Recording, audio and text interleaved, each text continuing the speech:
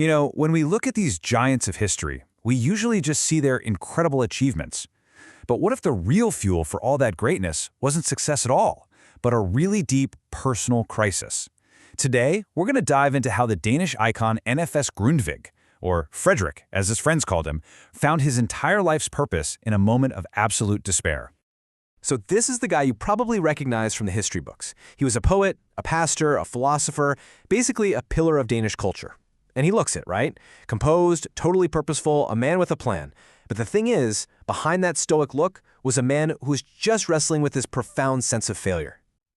And this quote, wow, it just perfectly captures that feeling. I mean, can you imagine feeling that everything you've ever done, all your hard work, is just a pale imitation of what you were supposed to do? This wasn't just some professional self-doubt either. It was a massive personal crisis, and it came from a place you might not expect. So what was the root cause of all this despair? It wasn't some failed political campaign or a book that nobody read. No, it was something way more personal. It was what the source material calls the tangle of the heart. He was, for all intents and purposes, completely aimless. He had this incredible, almost raging energy, but because his personal life was in such a mess, that energy had absolutely nowhere to go. It just left him feeling adrift, like his life had no real direction, no meaning at all.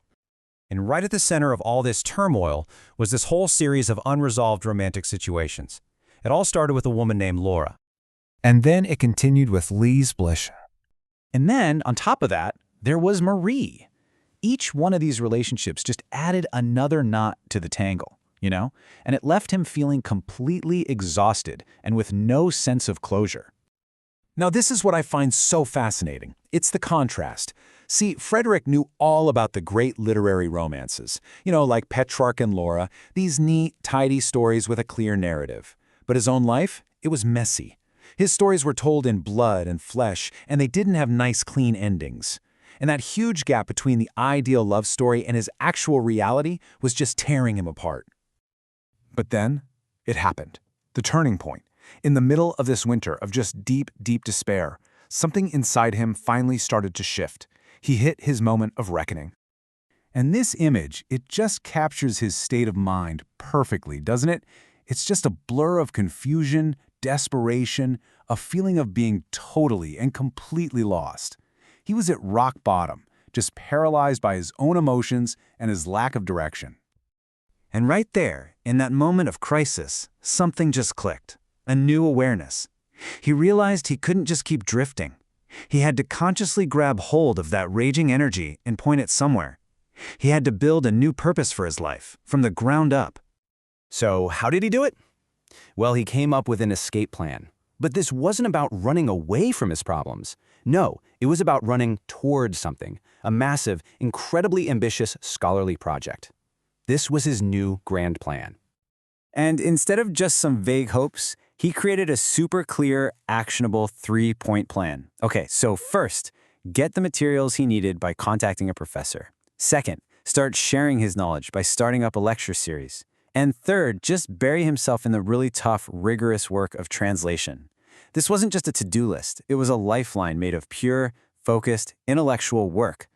And this really brings us to a question that I think we can all relate to, right? Can burying yourself in your work actually fix a broken heart? For Frederik, it was way more than just a distraction. It was about a total transformation. So this is where it all comes together. This is the moment his very personal solution starts to build his public legacy. This is where he starts forging purpose, directly from his own pain. And his new scholarly focus wasn't just some random topic. He dove headfirst into the ancient sagas, the myths, the really deep foundational history of his own people. So you see, he wasn't just escaping his own personal story. He was immersing himself in a much, much bigger one. And here it is. This is the absolute key takeaway. His moment of greatest personal failure became the direct catalyst for his greatest public achievements. The work that would define him as a national icon literally grew from the ashes of his emotional despair.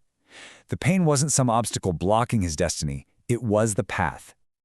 And that just leaves you with this really powerful thought, doesn't it? I mean, if a whole national legacy can be born from a tangled-up heart and a feeling of being totally lost, what kind of great purpose might be waiting for us on the other side of our own struggles? What great legacies are born from our deepest failures?